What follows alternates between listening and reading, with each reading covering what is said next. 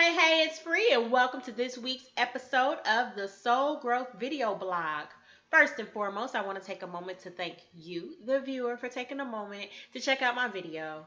I know that we all have extremely busy schedules, and I can only hope that this video will provide growth and inspiration as it has done for me just with the information alone and the recent experiences that I have had. So without further ado, let's go ahead and get to the topic of this week, which is what goes up must come down. And this is also considered, in a sense, the law of rhythm and the law of cycles. If you look around you in the world, you see a lot of ebbs and flows. You see the moon, it wanes and waxes. You see the seasons, they come in and they go out in a cycle. Life is a cycle.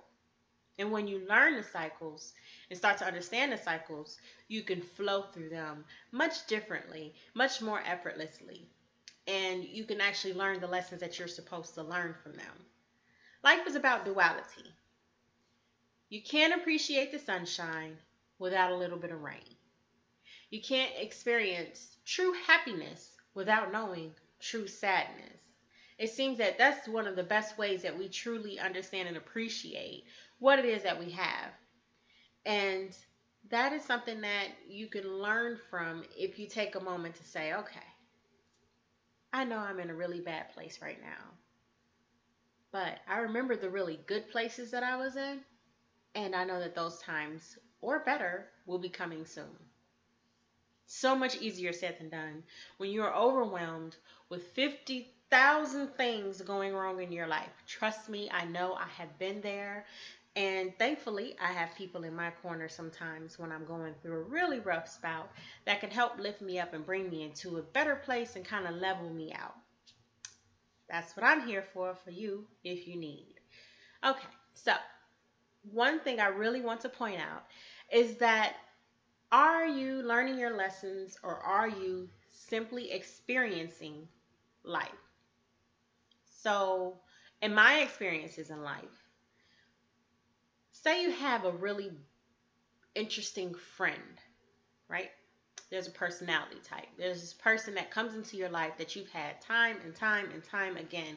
They abuse you. They use you. They do the same thing. You are experiencing the same thing with somebody else, somebody else, somebody else. And the important thing in that situation, when you realize that you're going through that cycle, is to say, you know what? There is something here that I'm supposed to learn. If you're in, say, an abusive relationship, this guy is awful. He's really verbally abusive. Hopefully that's where it ends, but he's abusive, okay? And say you decide, okay, I'm leaving this person. And then the next person you end up is abusive too. And the person after that, more abusive. In my experiences in life, when you are not learning the lesson that you are supposed to in a certain situation, it will come back around. And if you don't learn it the second time, it'll come back around again. And if you don't learn it again, it'll come back again, but even worse. And it'll continue to come back and be harder for you until you finally say, you know what? I need to learn something from this. I am going to learn something from this.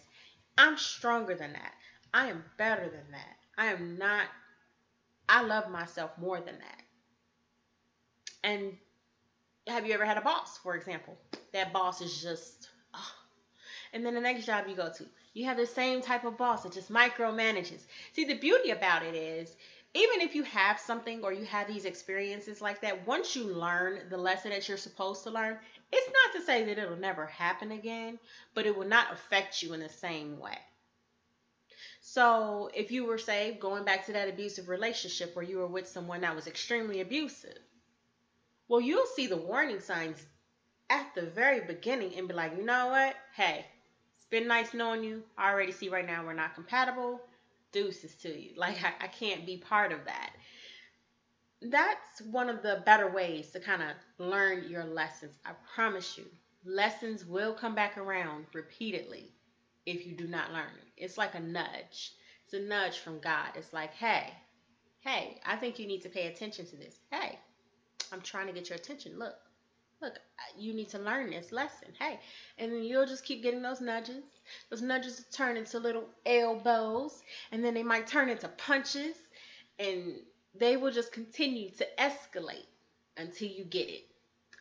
Um, so with the law of rhythm, if you see this pattern, if you see these lessons recurring, what can you do? Do you say try to swim upstream and fight against it or stay in it in the instance of the relationship? Or do you find a way to just kind of sit back, coast, and relax? You float downstream.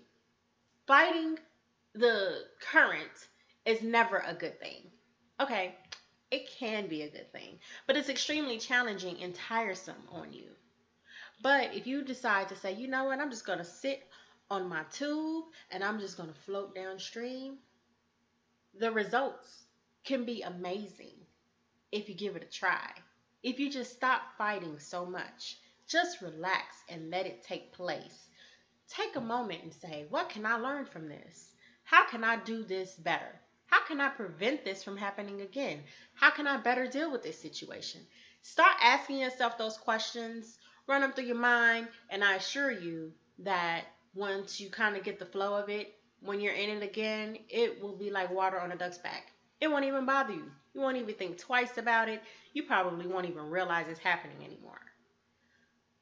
The more you fight, the longer that stress and that turmoil and that situation can last. So if you're constantly arguing and battling and fussing and all of that stuff over a situation, worrying, oh my gosh, I don't have this, I don't have that, I can't have this, I can't have that, oh my God, I don't know how that. When you constantly stress and you're constantly fighting against a situation, you're fighting against the current, it's going to tire you out.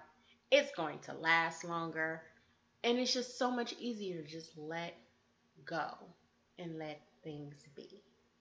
This also applies to really old habits that you want to break. Say you say, you know what? I am going to stop smoking.